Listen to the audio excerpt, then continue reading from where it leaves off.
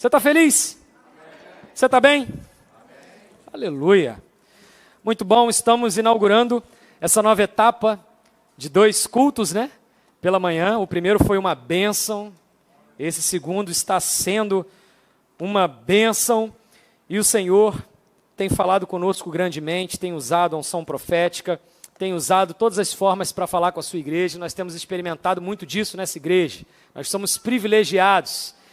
Então, sem mais delongas, vamos à palavra do Senhor, 2 Coríntios, capítulo de número 10. 2 Coríntios 10, versículos 4 e 5. É um texto bíblico que eu amo, eu adoro essa passagem.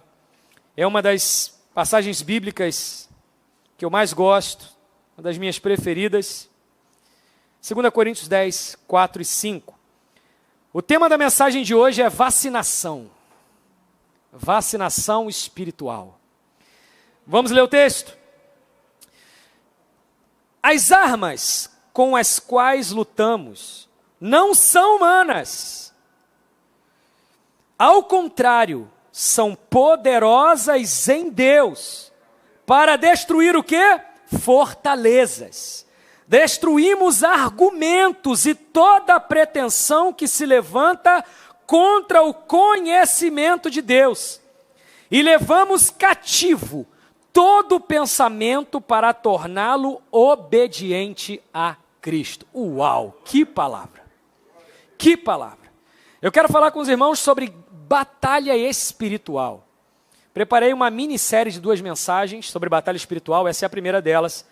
E essa mensagem eu quero falar sobre batalha espiritual aqui, na mente, que é a principal batalha espiritual que nós enfrentamos. E a maior investida de Satanás é nesse nível. O crente, todo cristão, enfrenta 2 níveis de batalha, 2 campos de batalha. O primeiro externo e o outro interno. Externo é o que mais é falado, é contra demônios, contra principados, potestades, contra as hostes, existem, é bíblico.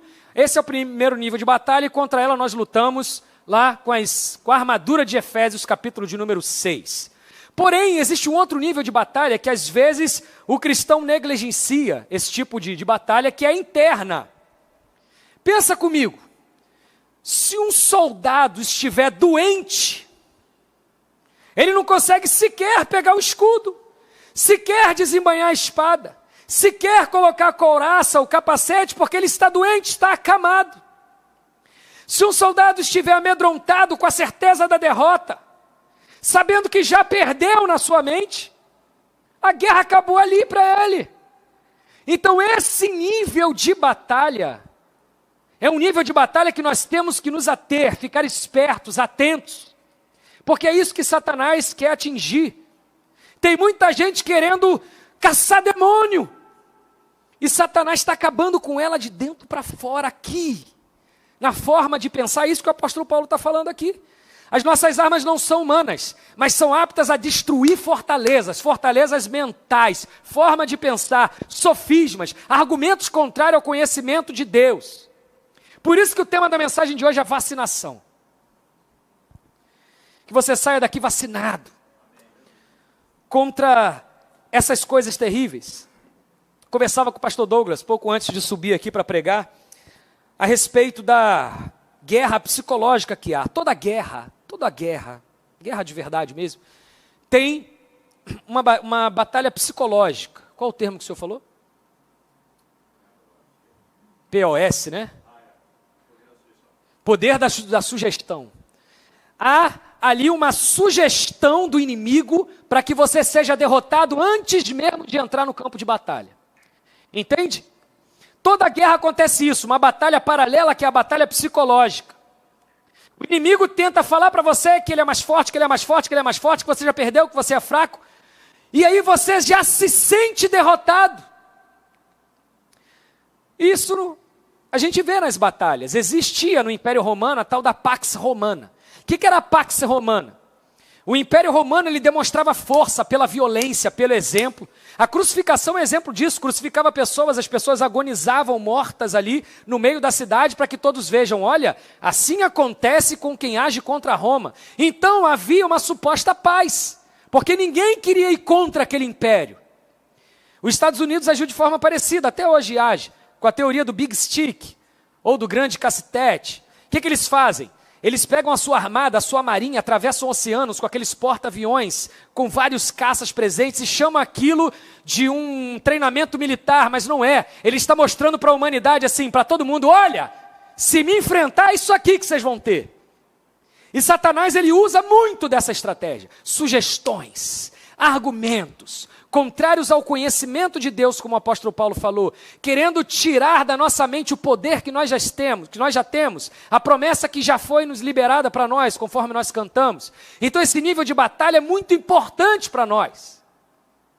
Tem muita gente já derrotado,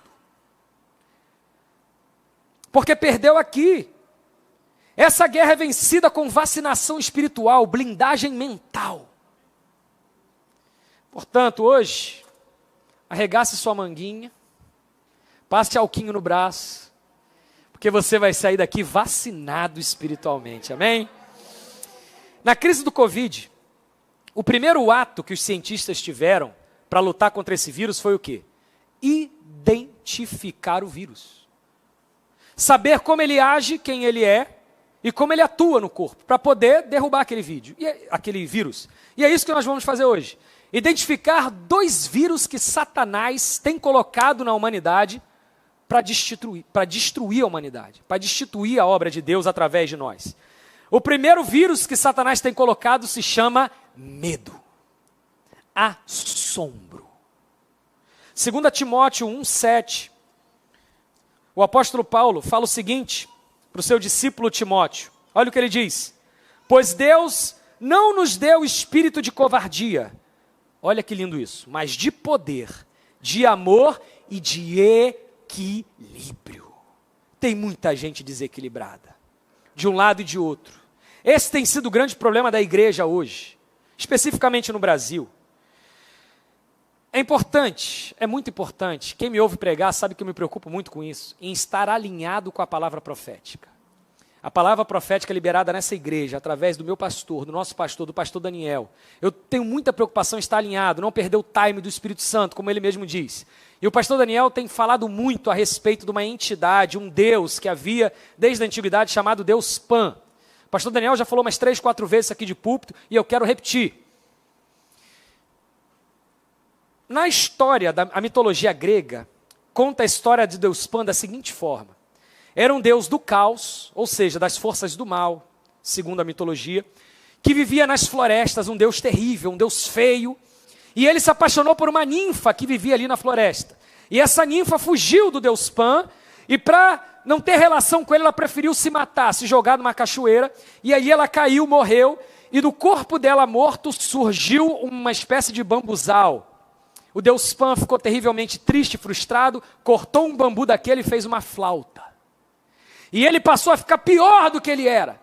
E ele passou a pegar aquela flauta e ficar tocando na floresta. E todos sabiam que quando o som da flauta de Pan estava ali bradando, Deus Pan está virado. E ele queria matar quem passasse à frente dele. E ele assustava com aquele som gótico da sua flauta. Então as pessoas daquele período, da Idade Média, aquelas pessoas daquela época, se alimentavam, viviam da floresta.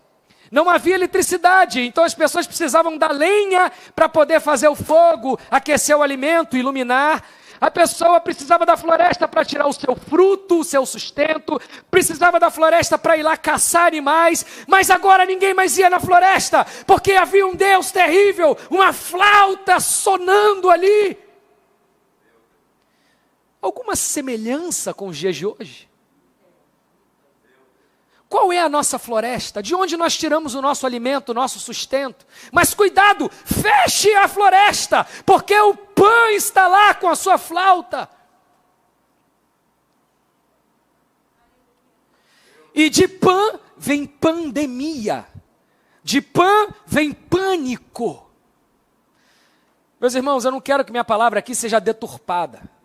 Toda autoridade foi instituída por Deus. Eu não estou falando contra a decisão de autoridades, eu não estou falando para desobediência social, civil, não estou falando nada disso. Eu estou pregando contra o medo. A nossa guerra não é contra carne nem sangue. Eu estou pregando contra a investida de Satanás na nossa mente para nos causar pavor, pânico, medo, nos amedrontar, nos paralisar. Nós somos embaixadores de Cristo, do reino de Deus nessa terra. Nós somos agentes celestiais nessa terra. O Senhor atua nessa terra através de nós e em nós. Então, se nós pararmos, o reino deixa de avançar como deve. É por isso que Jesus disse: quando será o fim? Quando a mensagem do reino for pregada em todo o mundo, então será o fim. Ele deixou na mão da igreja. Mas se a igreja para,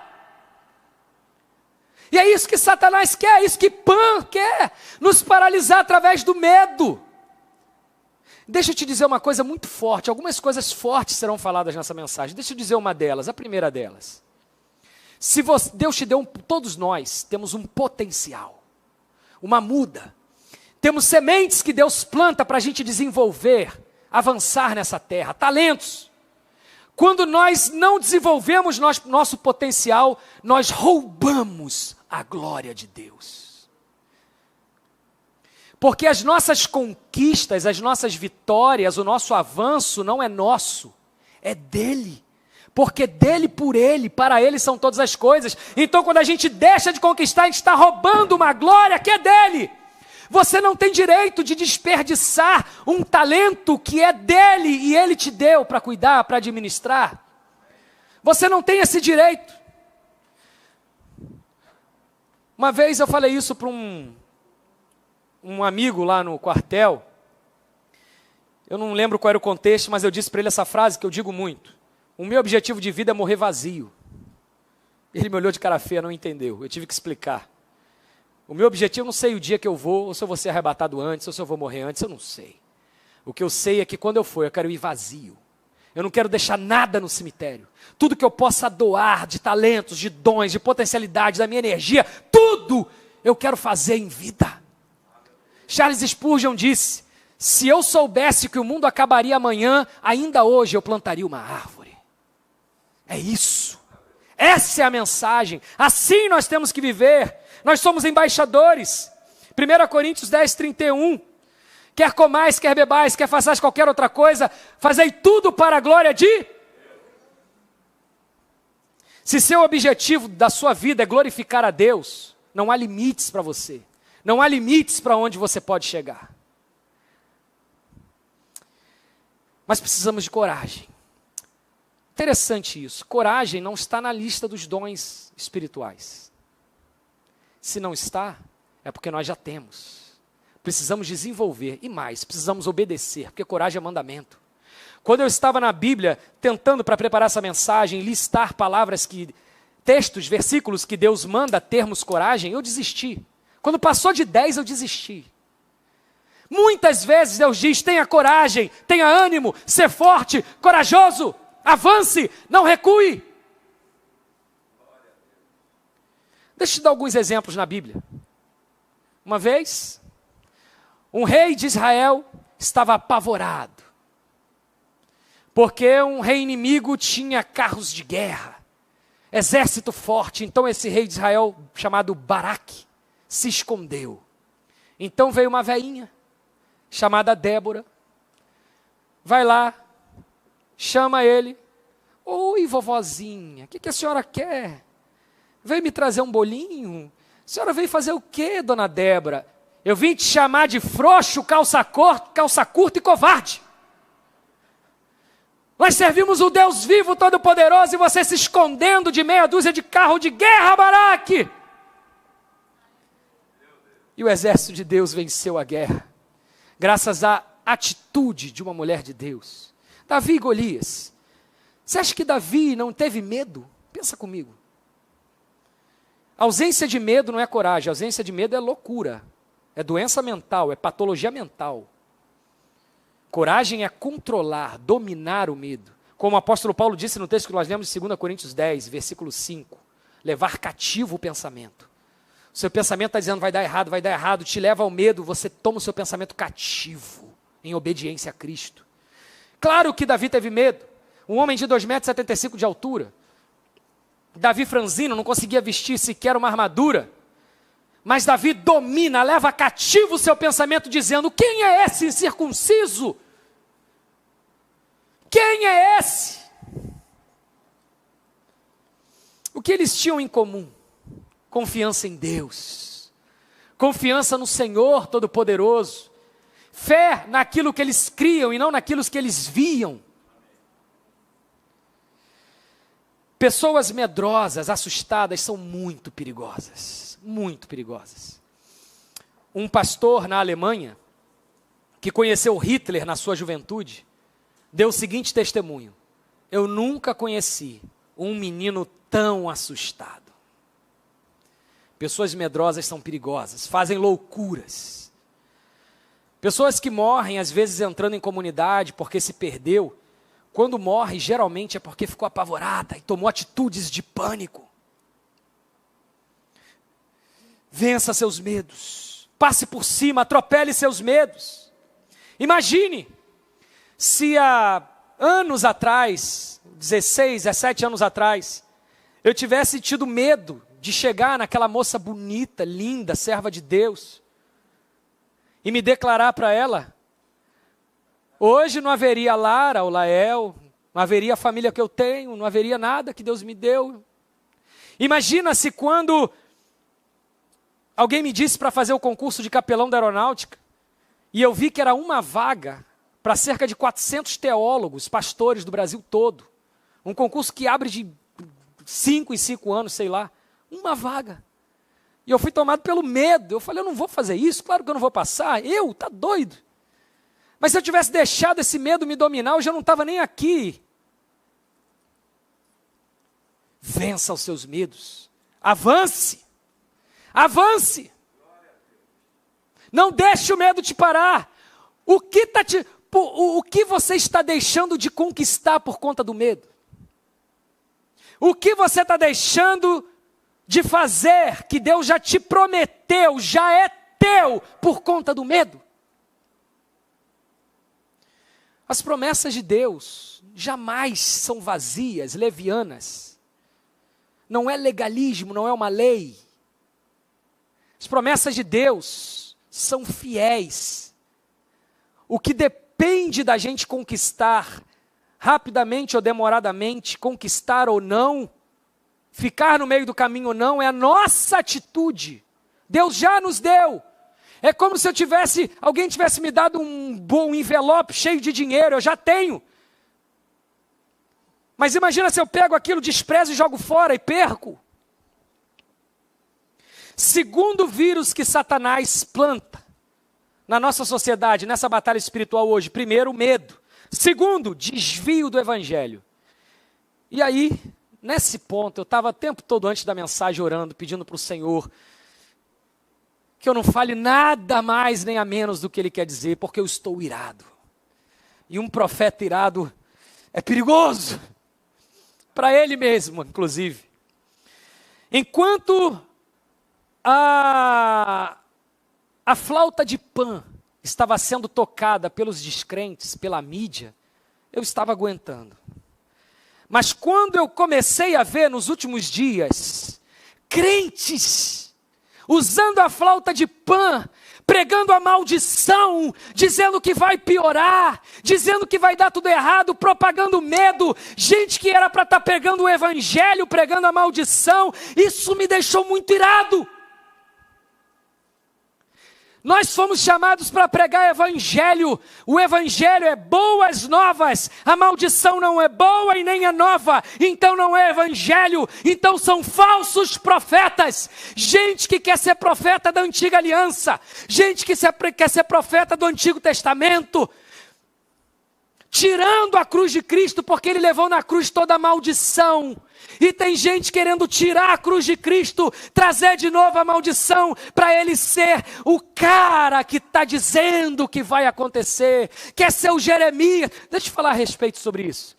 Essa gente que quer ser Isaías, Jeremias, essa gente que quer ser como os profetas do Antigo Testamento. Deixa eu te dizer uma coisa. Jesus disse assim, dos nascidos de mulher, nenhum, até hoje, foi maior que João Batista.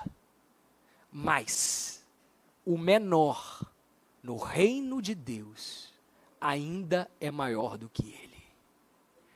Quiseram os profetas do Antigo Testamento ter o que nós temos. E tem gente querendo ser o que eles eram. falsos profetas, gente pregando demônios, nuvem de gafanhotos, vendo demônio em tudo quanto é lugar, ouvindo vozes, vendo mortes. Essa gente precisa de libertação, essa gente precisa de cura. Gente estranha. Eu estou cansado de crente estranho. Outro dia eu estava no quartel lá e eu estava numa ação social, separando cesta básica, eu estava animado, eu estava empolgado, eu estava espontâneo, eu estava cheio de vida. Então ali estava brincando, ali eu estava... Aí veio um crente velho, olha para mim e fala assim: ei, vigia. Não sei nem o que eu respondo para um cara desse. Crentes assim gostam da maldição, não gostam da alegria. Estão sempre com testa franzida. Estão sempre procurando uma profecia ruim para te dar. Gente que adora o pior. Deixa eu te contar uma história sobre isso. Diz que um desses caras que gostam de ver o pior e tal, estava andando na rua e viu uma aglomeração de pessoas e um carro batido. Então ele queria ver, mas a multidão não deixava, então ele ficou procurando. Aí ele começou a dizer: com licença, é meu parente, é meu parente, é meu parente. Chegou lá, era um burro morto. É meu parente. Bem feito. Bem feito. Boa, pastor Doug. Boa. Profetas do fim do mundo. Gente dizendo que agora é o fim do mundo. Essa pandemia é sinal que o mundo está acabando. O anticristo está aí. Toda geração, desde Jesus, teve o seu anticristo. Toda. O anticristo do Apocalipse é só o último. E ele vai se manifestar de forma pior, sabe por quê? Porque nós não vamos estar mais aqui. Não tem igreja para freá-lo, então ele vai ser o que vai ter maior ação. E tem gente dizendo que o anticristo está aqui. A vacina é o anticristo. Ah, Senhor, segura minha língua. Eu digo que esse tipo de gente é o 333. É o meio besta. Ah, Senhor Deus. Gente dando data para a volta de Jesus. Dando data. Gente dizendo que a vacina é do diabo, que tudo vai piorar.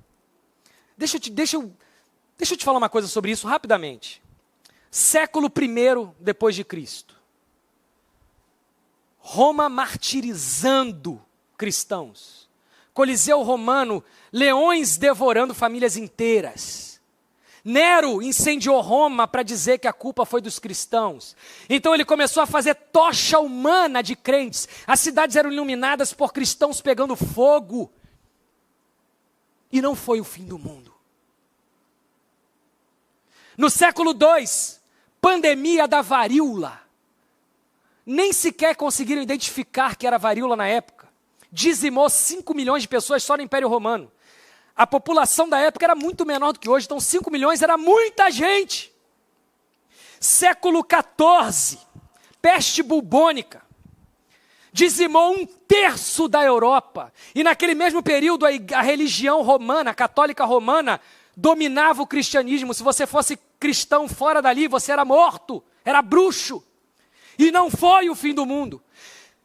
Século XX, 1918. Tínhamos acabado de passar pela Primeira Guerra Mundial. Pela primeira vez o mundo todo em guerra. Estavam enterrando e chorando seus mortos. E em 1918 a guerra acabou. Vem a pandemia da gripe espanhola. 50 milhões de mortos. E não foi o fim do mundo. E hoje, 2,9 milhões de pessoas, numa população de 7 bilhões, estão dizendo que é o fim do mundo. Egoístas, egocentristas. Por que é o fim do mundo? Porque agora está acontecendo com você? Porque acontece comigo, então é o fim do mundo? Porque eu não posso passar por esse tipo de coisa.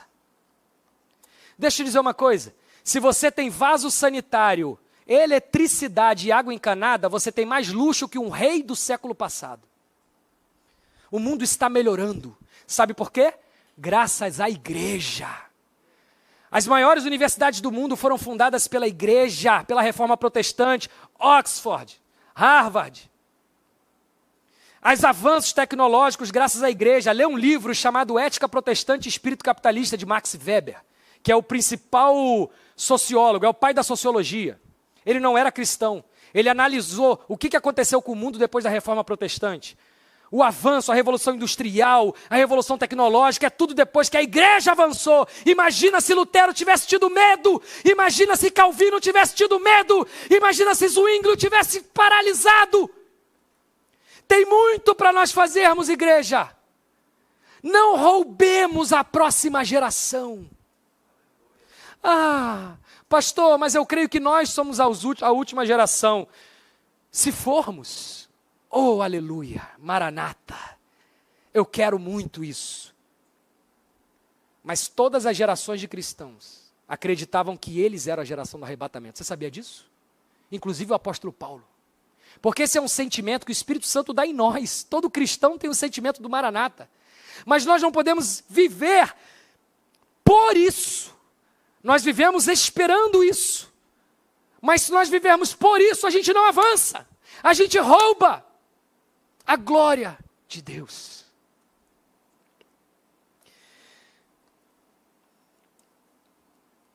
Tudo o que nós vivemos, tudo o que nós fazemos, deve ser para a glória de Deus. Agora deixa eu te trazer a vacinação, para nós começarmos a terminar. Até agora eu só apresentei os vírus que Satanás tem jogado na nossa sociedade. Medo, desvio do evangelho. Mas agora o Senhor quer nos trazer a vacinação, as doses de vacina contra isso. Primeiro, eu quero ser bem prático com você, bem prático. Primeiro, menos noticiário, mais palavra de Deus. Primeiro, muito menos flauta de Pan e muito mais promessas de Deus. Começa por aí, essa é a primeira dose da vacina. A fé vem pelo ouvir e ouvir a palavra de Deus. A gente pode entender o contrário disso. A maldição vem pelo ouvir e ouvir a flauta de Pan. Tudo que você vê, ouve e aprende determina a sua personalidade. Perceba só, de vez em quando nos Estados Unidos é muito comum um adolescente pegar um fuzil e sair matando criança, sair matando todo mundo. Aí quando a polícia vai investigar a vida daquele jovem, o quarto é só game de violência. É só filme de terror, a vida dele era aquilo, porque tudo que ele viu, ouviu e aprendeu determinou sua personalidade, determinou o seu objetivo e final da sua vida. Segunda dose da vacinação que o Senhor quer apresentar para a igreja hoje. Aí nós vamos apanhar um pouquinho. Essa dose tem reação. Cuide da sua saúde. Esse vírus é real. Esse vírus não é uma mentira. Se esses números são exagerados ou não, eu não sei. Eu sei que esse vírus é real e nós temos que nos cuidar sim. Use máscara, passe álcool, tome os cuidados que as autoridades de saúde têm dito. Só não fique apavorado, com medo e paralisado. Mas cuide da sua saúde. Mas deixa eu dizer uma coisa. Eu tirei uma semana para ficar ouvindo lives do pastor J.B. Carvalho, um pastor de Brasília que eu gosto muito.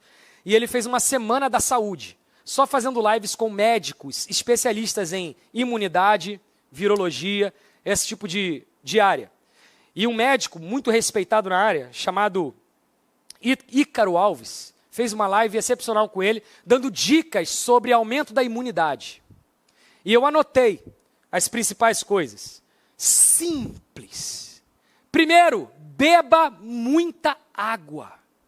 Beba muita água. Segundo, faça exercícios físicos. Terceiro, essa para mim tinha sido novidade, respire fundo, pelo menos 3 vezes a cada hora. Isso oxigeniza o cérebro, melhora o pulmão. Não respire de máscara, que é a liberação de dióxido de carbono. Sem máscara, de preferência local aberto, respire fundo. Pelo menos 3 vezes a cada hora. Faça tudo possível para dormir bem. Dormir de lado, sono profundo e o máximo de horas que você puder. Menos açúcar, menos fritura, menos leite e menos glúten, coisas que ele falou. Policie sua alimentação.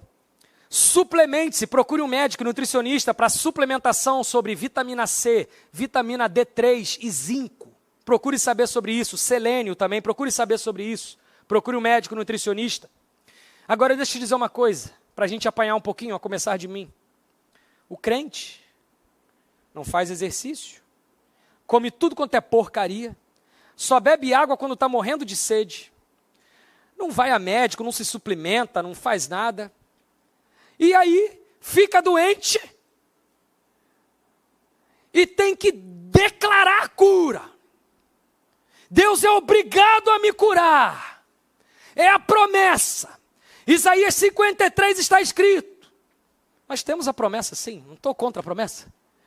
Mas eu estou contra a atitude contrária à palavra, e depois quer usar a palavra para corrigir a atitude contrária à palavra. A pessoa está se matando, não é que Deus não está cumprindo com a sua promessa.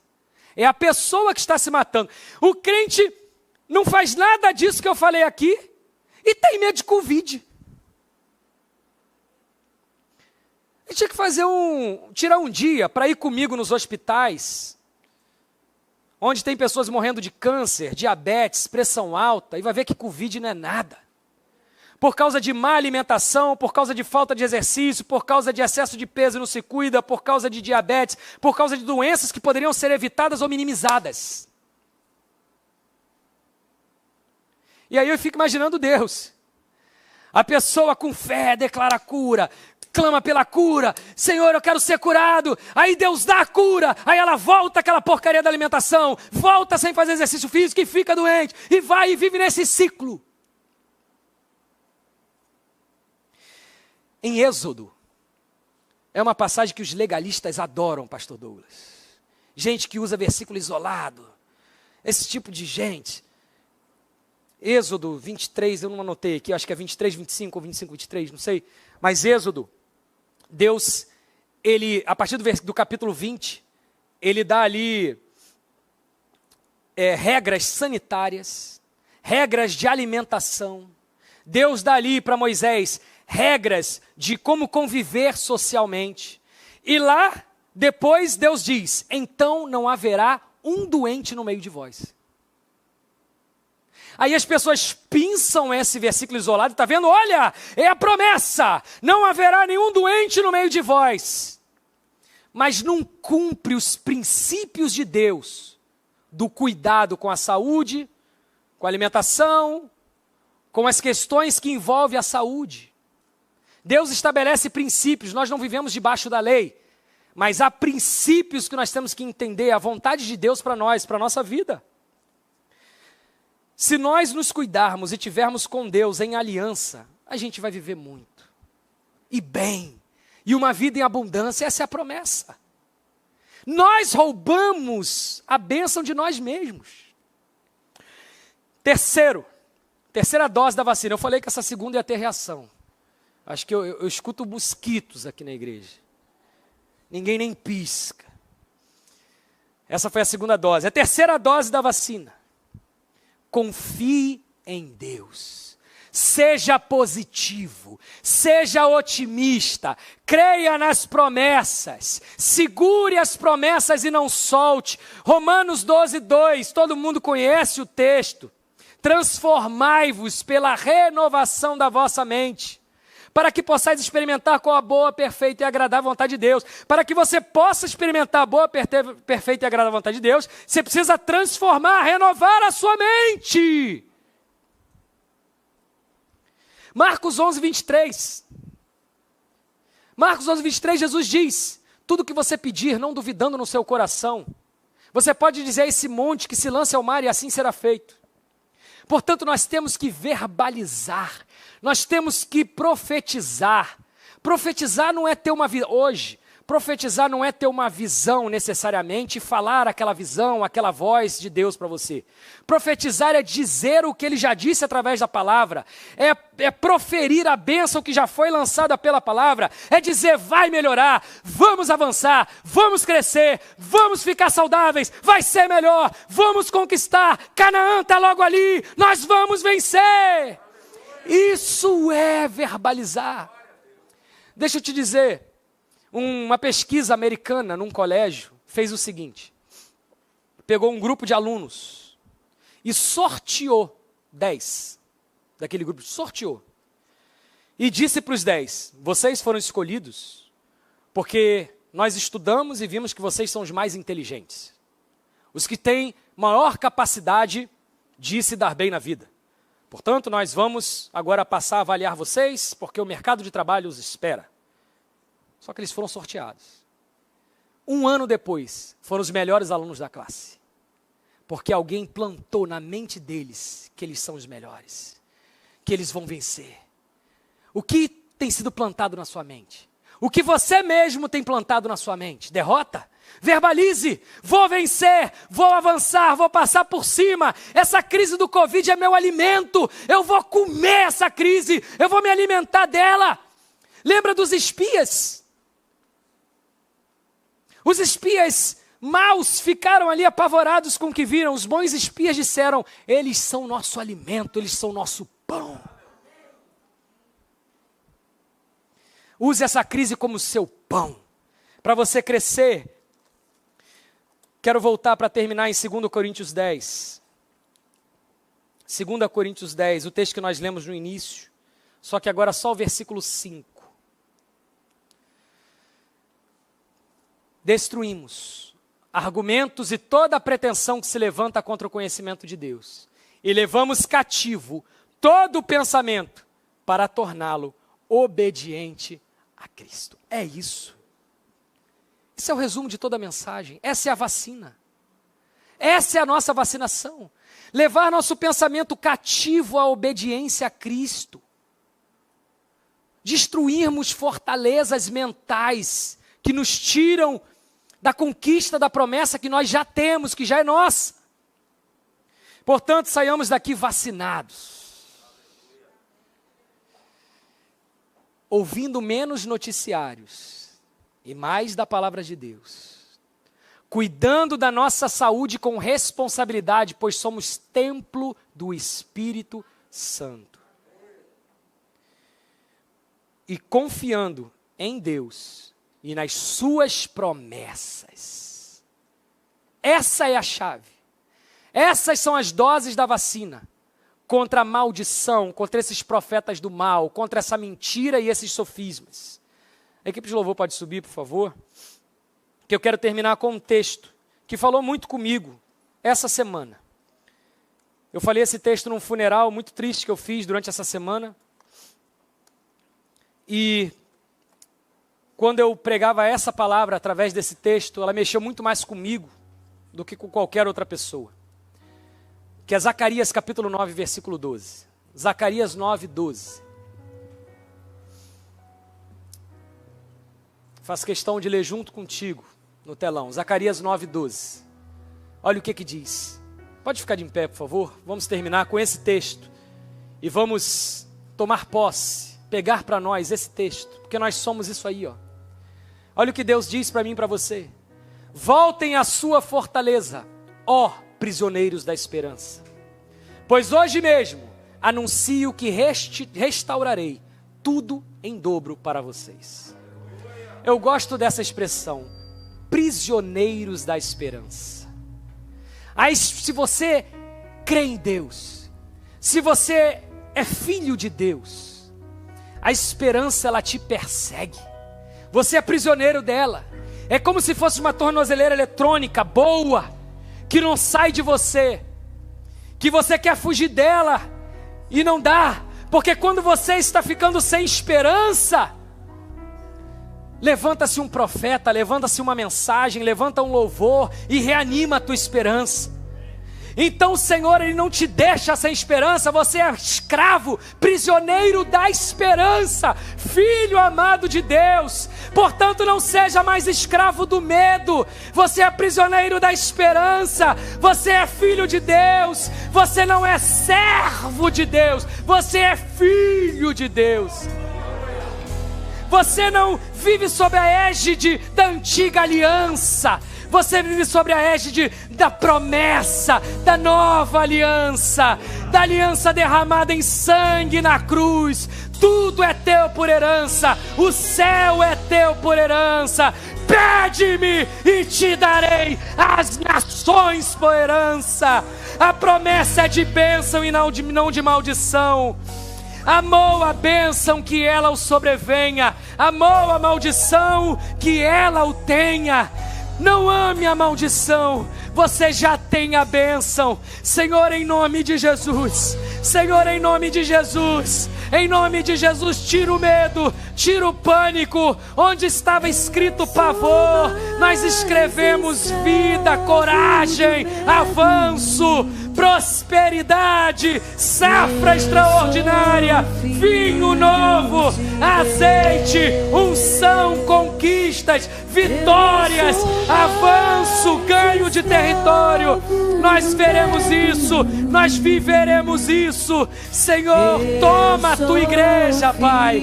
Toma a tua igreja com espírito de coragem, de avanço, de conquista.